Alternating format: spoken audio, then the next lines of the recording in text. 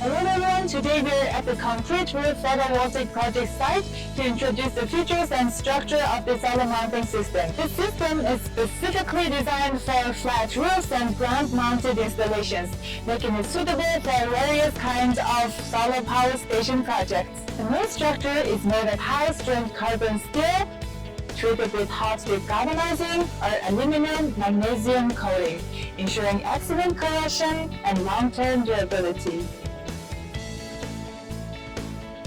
The compact structure design reduces load while providing excellent stability, supports horizontal or vertical installation compatible with various PV model specifications.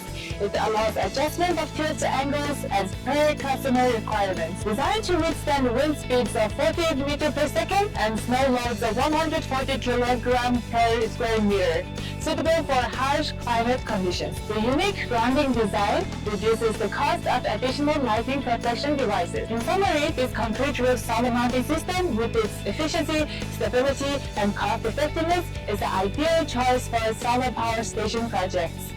Thank you for watching.